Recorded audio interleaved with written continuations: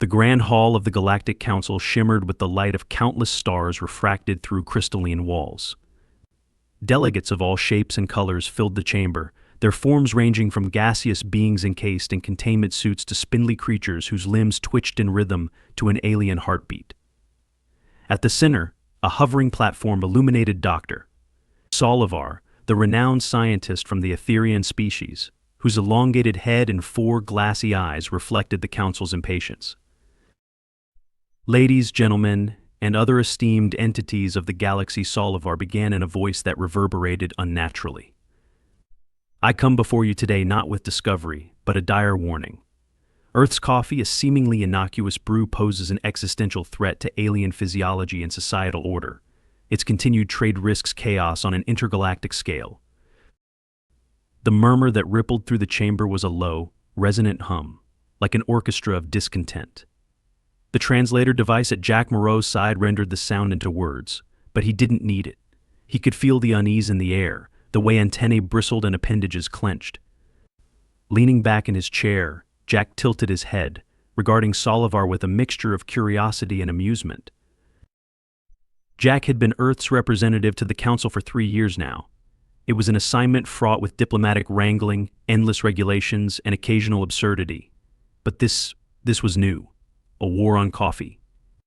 He took a deliberate sip from the travel mug he always carried, the rich aroma of dark roast wafting into the air, and then cleared his throat. You'll have to forgive me, Jack began, his voice carrying a human casualness that often baffled his alien counterparts. But I think we might need some specifics here. Exactly how is coffee a threat? Solivar's eyes flared in unison, a sign of annoyance among his kind. The evidence speaks for itself.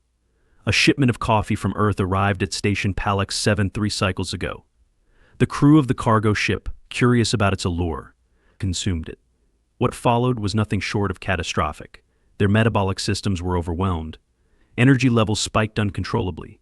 Communication devolved into incoherent babbling, and most disturbingly, their waste disposal systems were completely overrun, resulting in a ship-wide shutdown. The translator rendered the word waste with an almost apologetic tone, as if embarrassed to relay the biological implications. Jack's lips twitched, barely concealing a smirk. Sounds like they overdid it, Jack said. Coffee isn't meant to be chugged like water. It's a ritual, a science, a craft. Humans have centuries of practice in drinking it responsibly. Solivar's gaze bore into him. That is precisely the issue. Humans, with their unique biology, may have adapted to its effects, but you failed to consider its impact on others. My research shows that coffee triggers chemical imbalances in 97% of alien species who consume it. The danger is undeniable. A wave of agreement rippled through the chamber. Jack felt the pressure mounting but wasn't about to fold. He rose from his seat, brushing non-existent lint from his suit. Respectfully, Dr. Solivar, coffee isn't the problem.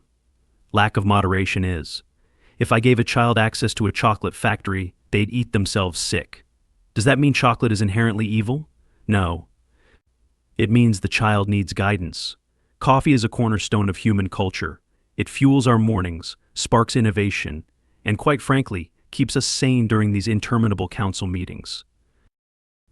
The chamber erupted in overlapping voices, some intrigued, others indignant.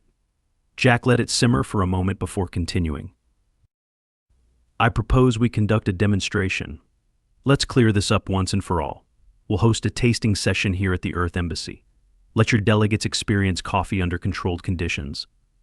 Then we'll see if the problem lies with the drink or with the drinkers. Solivar's eyes narrowed, his displeasure evident. Such recklessness could end in disaster. The Council cannot afford another incident like Palix 7. Jack spread his hands in mock surrender. If it turns out I'm wrong, I'll personally recommend suspending coffee exports. But if I'm right, maybe the galaxy could stand to learn a thing or two about self-control. The chamber buzzed with debate. After what felt like an eternity, the Council's presiding officer, a spherical entity with shifting light patterns named Valaxis, floated forward. Very well, Valaxis intoned. The proposal is approved. The Earth Embassy will host a controlled tasting event. But be warned, Representative Moreau, if this goes awry, the consequences will rest solely on your shoulders. Jack inclined his head, the hint of a grin returning. Understood. I'll be sure to bring the good stuff. As the meeting adjourned and the delegates dispersed, Salivar lingered, his towering form looming over Jack. You are playing a dangerous game, human, he said quietly. Your species' overconfidence will be its undoing. Jack raised his travel mug in a mock toast. We'll see about that. In the meantime, maybe you should lay off the doom and gloom. You might find life's better with a little caffeine. Salivar stalked away, his frustration palpable. Jack couldn't help but laugh softly to himself. This was going to be fun. The Earth Embassy on the Galactic Council's orbital station was abuzz with activity. Jack Moreau stood at the center of the chaos, directing a team of humans as they unloaded gleaming coffee machines, bags of fresh beans, and an array of earth mugs onto long tables. The air was already filling with the warm, inviting aroma of freshly brewed coffee, a smell that drew curious glances from passing alien delegates. You're really going all out for this, said Mira, his assistant, as she adjusted the position of a banner that read the coffee experience, humanity's gift to the stars. Are we sure this is a good idea? What if Salivar's right, and we end up causing a galactic scandal? Jack chuckled as he inspected a machine. Mira, the galaxy is full of bureaucrats and technocrats who take themselves too seriously. Coffee's never been the problem. It's all about moderation and teaching them how to enjoy it properly. She raised an eyebrow. You sound confident, but don't forget their last experience involved. Well, let's call it an infrastructure meltdown. Jack waved her off. That's why we're keeping things controlled. Small doses, plenty of instructions, and no refills without approval. What could go wrong? By the time the first guests arrived, the embassy's main hall looked more like a high-end coffee shop than a diplomatic outpost. Delegates filed in hesitantly, their alien forms casting strange shadows under the warm lighting. Some sniffed the air cautiously, their expressions ranging from curiosity to mild apprehension. Jack greeted them with a broad smile. Welcome, friends. Step right up. We've got espresso, cappuccino, cold brew, you name it. Our baristas will guide you through the process, and I promise, no one's leaving jittery on my watch. Salivar arrived last, his towering form exuding skepticism. He surveyed the room, his gaze lingering on the coffee machines as if they were weapons of mass destruction. This spectacle will accomplish nothing, he said. You underestimate the physiological differences among species. Jack clapped him on the back, ignoring the scientist's stiff posture. Or maybe you underestimate the universal appeal of a good cup of joe. Stick around, you might learn something. The tasting began with Jack demonstrating the art of coffee preparation. Delegates watched intently as he ground beans, measured water, and pulled a perfect shot of espresso. A volunteer from the Nabari species, a race of insectoid beings with iridescent carapaces, stepped forward first. With Jack's encouragement, the Nabari delicately sipped from a small cup. The result was immediate. The Nabari's wings began to vibrate, producing a soft hum that rose in pitch. Its multifaceted eyes blinked rapidly, and it emitted a series of clicks that the translator struggled to keep up with. Finally, the Nabari declared, "This is extraordinary. I feel awake in a way I never have before." The room buzzed with intrigue. More delegates lined up, each sampling a different brew. A reptilian Korak delegate clicked its forked tongue appreciatively over a bold, dark roast. A gelatinous Tarlian slurped an iced coffee, its undulating surface trembling with delight. At first, everything went smoothly. Jack supervised the servings carefully, ensuring no one exceeded their recommended dosage. The mood shifted from cautious curiosity to enthusiastic approval. Delegates began discussing the potential applications of coffee on their homeworld's enhanced productivity, artistic inspiration, even diplomatic icebreakers. Then, inevitably, things began to unravel. A group of Aquelians, a water-dwelling species whose translucent skin glistened like the surface of a tide pool, discovered they particularly enjoyed coffee's effects. They began sneaking back for second and third helpings, their movements too fluid for the human attendants to notice. Not long after, the Aquelians started talking at an incomprehensible speed, their their usual serene demeanor replaced by frenetic energy. One of them attempted to climb a decorative pillar, slipping repeatedly but persisting with determination. Elsewhere, a Korak, emboldened by the caffeine rush, began pacing the room aggressively, challenging other delegates to debates about galactic trade policy. Its booming voice drowned out the pleasant hum of conversation, and its tail lashed dangerously close to the coffee machines. And then there were the Nabari, who had taken to experimenting with espresso shots. Within minutes, their collective wing vibrations reached such a pitch that the room vibrated. Several glass fixtures shattered, showering shards onto the floor. Jack was in the middle of calming an agitated Tarlian when the alarms blared. A human staffer ran up to him, looking panicked. "Sir, we've got a problem in the lower levels. The sewage systems are failing. Reports are coming in from every floor. It's bad." Jack winced. "Let me guess our overenthusiastic guests." The staffer nodded grimly. "Too much coffee too fast. Their systems couldn't handle it." Before Jack could respond, Salivar approached, his expression a mix of vindication and fury. "This is precisely what I warned you about. Chaos. Disorder. You humans treat your biological quirks as universal truths, and now the Council will suffer for your hubris." Jack sighed, pinching the bridge of his nose. "All right, Salivar, I get it. Things got out of hand.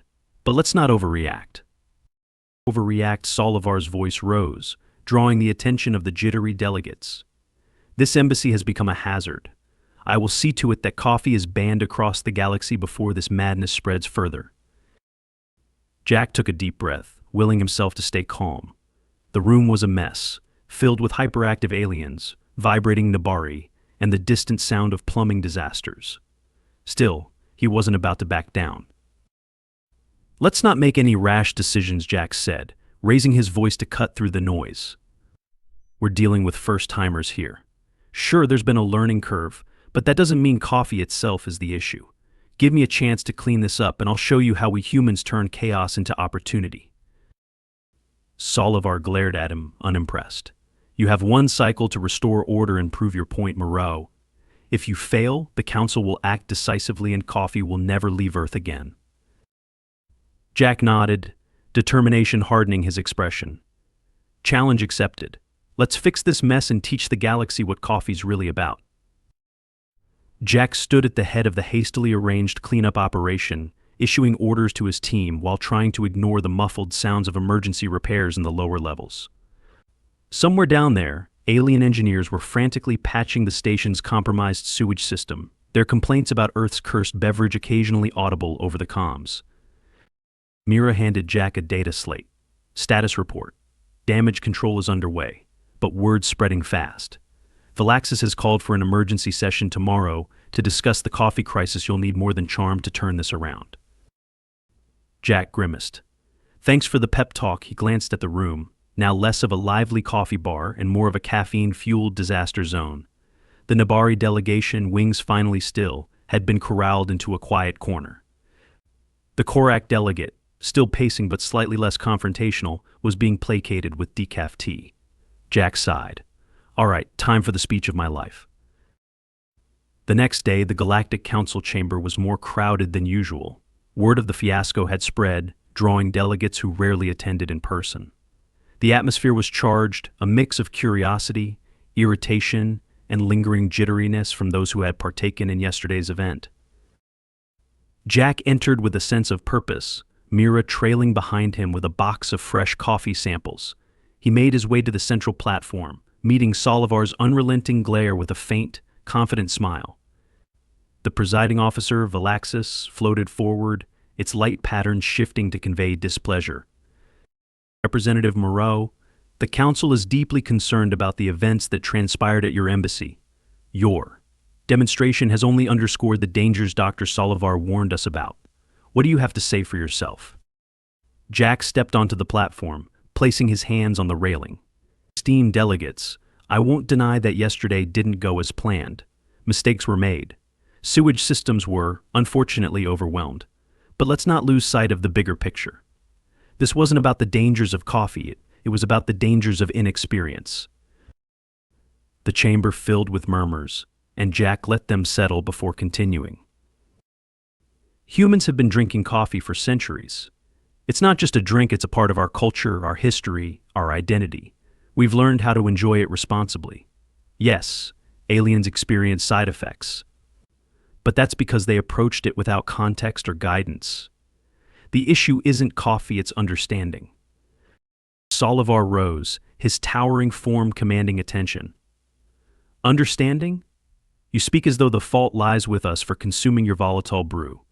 It is your species' hubris, Moreau, to assume what is safe for you is safe for all. Jack nodded, acknowledging the point. You're right about one thing, Salivar humans do have a tendency to push boundaries. But that's also why we're here, sharing this council chamber with species far older and more advanced than us. Our adaptability is our greatest strength. We take risks, we learn, and we grow. That's what coffee represents to us: energy, creativity, and the drive to tackle the impossible. He paused, gauging the room. Many delegates seemed skeptical, but a few leaned forward, intrigued.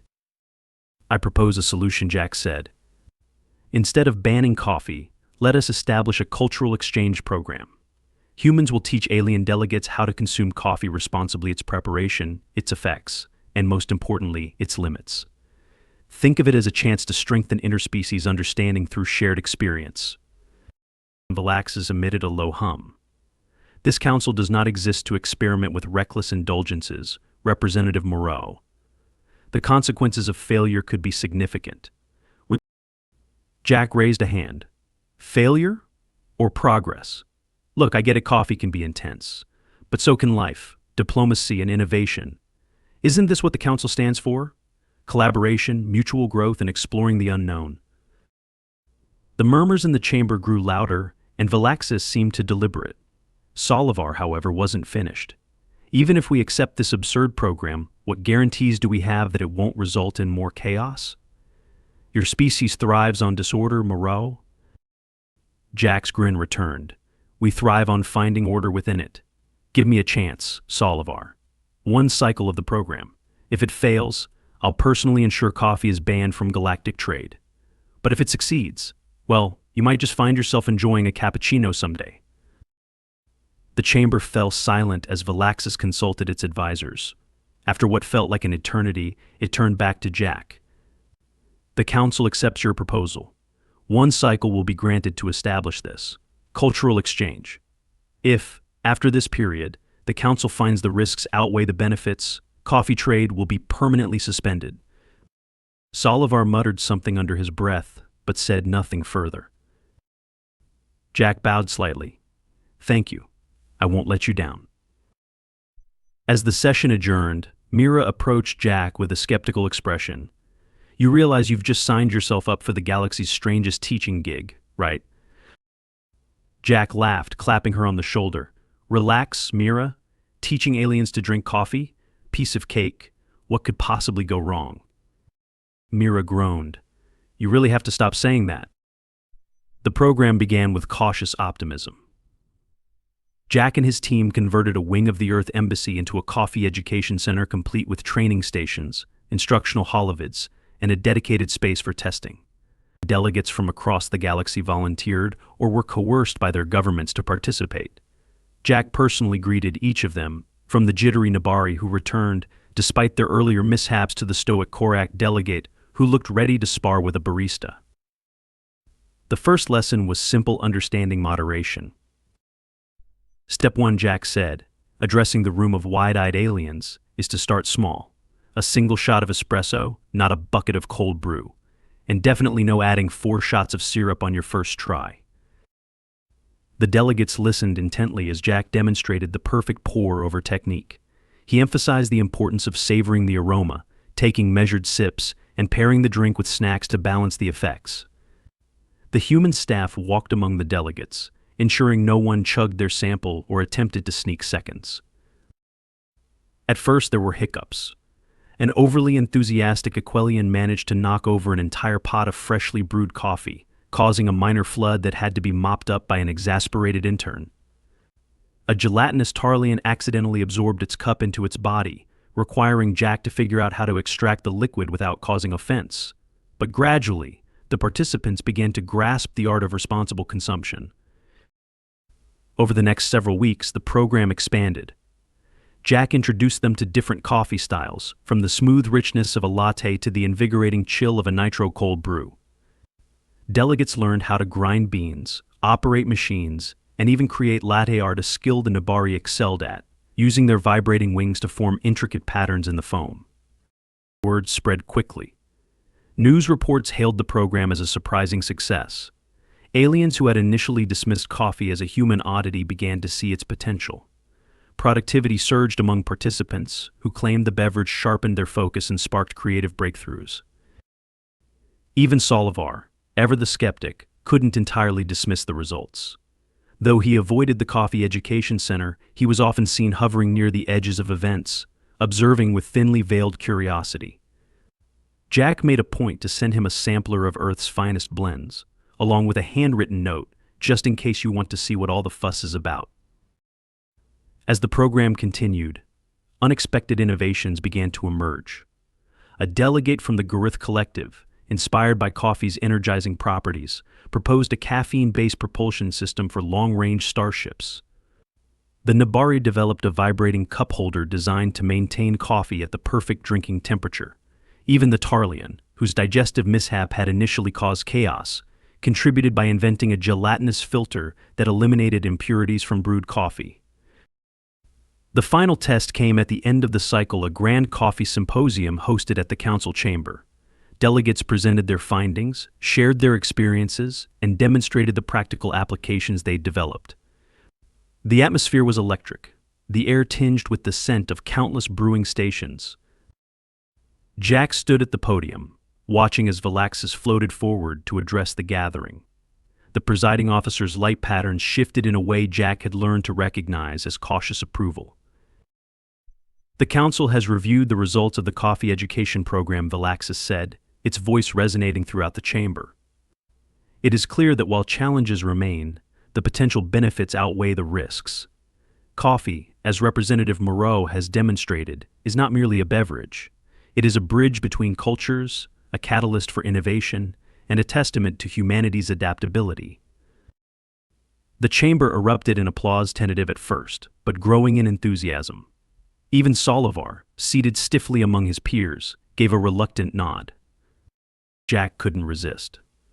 "So, does this mean the coffee trade is officially sanctioned?" Valaxis emitted a brief pulse of light. "Under strict guidelines, yes. Humanity's export of coffee will continue, provided all traders adhere to the Council's regulations." Jack grinned, raising a fresh mug of Earth's finest roast in celebration. To intergalactic progress, one cup at a time. Later that evening, as the symposium wound down and the delegates dispersed, Jack found a small package waiting for him in his office. Inside was a single pouch of coffee grounds from an Etherian lab, accompanied by a terse note, "Your persistence is maddening. But I concede that there may be more to this drink than I initially understood. Use this blend wisely, Solivar." Jack chuckled, brewing himself a cup. As he leaned back in his chair, savoring the rich aroma, he couldn't help but smirk. Humanity had done it again. With a little ingenuity, a lot of charm, and just the right amount of caffeine, they'd turned a potential catastrophe into another step toward galactic camaraderie.